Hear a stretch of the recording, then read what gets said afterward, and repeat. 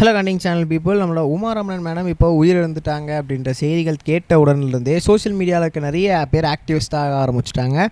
எதனால் அப்படின்னு பார்த்தீங்கன்னா, அவளை பற்றி நிறைய நல்ல விஷயங்கள், நிறைய தெரியாத தென்படாத விஷயங்கள்லாம் கிடச்சிட்டு இருக்கிறதுனால அது எல்லாத்தையுமே மக்களுக்கு சொல்கிறது மூலமாக அது ஒரு நல்ல விஷயங்களாக மாறக்கூடும் அப்படின்றதுக்காக நிறைய பேர் இப்போ அதை பகிர்ந்துகிட்டு இருக்காங்க. அந்த வகையில் இப்போ நமக்கு அவங்க பர்சனல் டீட்டெயில்ஸ் பற்றி ஒரு விஷயம் தெரிய வந்திருக்கு. அதை பார்க்கும்போது எல்லாருக்குமே ரொம்பவே சந்தோஷமாகவும் நல்ல விஷயமாகவும் தென்பட்டுது. அது என்ன ஏது அப்படின்றத உங்களுக்கு ரொம்பவே தெளிவாக ரிலாக்ஸ் பண்ணிக்கலாம். நான் பேச கேட்க ரெடியாக இருப்பேன் நம்புகிறேன். வாங்க அவற்றை ட்ராவல் பண்ணிக்கலாம்.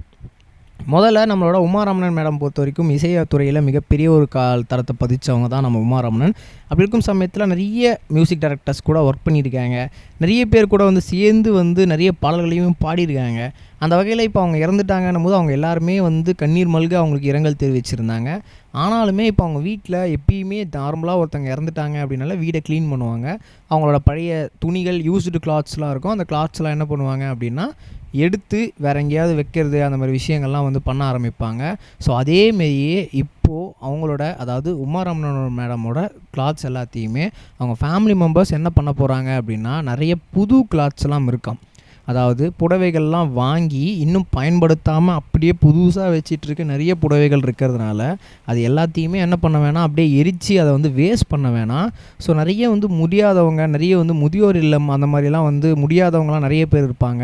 ஸோ நிறைய ஏழைமார்கள்லாம் இருப்பாங்க. அப்படி இருக்கும் சமயத்தில் அவங்களுக்கு அதை கொடுக்கும் பட்சத்தில் அது எல்லாமே அவங்களுக்கு பயன்படும் அப்படின்ற மாதிரியும் சொல்லியிருக்காங்க. ஏன்னா அதெல்லாம் யூஸ்டு கிளாத்ஸ்னே சொல்ல முடியாது. ஏன்னா வாங்கி இனிமேல் யூஸ் பண்ணலாம் அப்படின்னு வச்சுருந்த கிளாத்ஸும் ஒரு வாட்டி மட்டுமே பயன்படுத்துகிற கிளாத்ஸுமே நிறைய இருக்குது புடவைகள்லாம். அதனால் அந்தமாரி கொடுத்துடலாம்.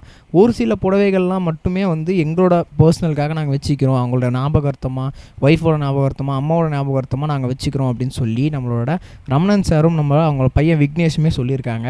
ஸோ மிச்சம் இருக்க நிறைய கிளாத்ஸை குழந்தைங்களுக்கு, அது மட்டும் இல்லாமல் நிறைய முடியாதவங்களுக்கு, நிறைய பாட்டிமார்களுக்கு, யாராலுமே புடவை வாங்க முடியாதுன்னு சொல்கிறவங்களுக்கு, ஸோ அவங்களுக்குலாம் அதை கொடுத்துருங்க.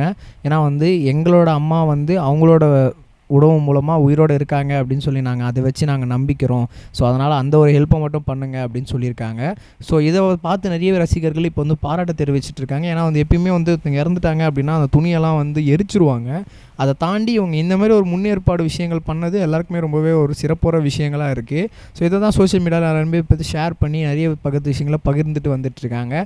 எல்லாருமே அவங்களுக்கு வாழ்த்துக்களையும் நன்றிகளுமே தெரிவிச்சுட்டு வந்திருக்காங்க. இந்த மாதிரி ஒரு முதல்ல ஒரு ஸ்டெப் எடுத்ததே மிகப்பெரிய விஷயம் அப்படின்னு சொல்லி. பட் அவங்களோட இழப்பு அப்படின்றது நம்மளுக்கு ஒரு பேர் இழப்பாக தான் இருந்துகிட்டு இருக்குது. ஒரு பெரிய மியூசிஷியன்ஸை நம்ம இறந்துட்டோம், பெரிய பாடகியை நம்ம இறந்துட்டோம், மேடை கலைஞர்களே நம்ம இறந்துட்டோம். நம்ம நெக்ஸ்ட் வீடியோ சந்திப்போம் கைஸ். பை. இது வரைக்கும் கனெக்டிங் டிவிக்கு சப்ஸ்கிரைப் பண்ணனா மறக்காமல் சப்ஸ்கிரைப் பண்ணிக்கங்க. உடனடி அப்டேட்ஸ் பெறுவதற்கு நோட்டிஃபிகேஷன் பெல்லையும் கிளிக் பண்ணிக்கங்க.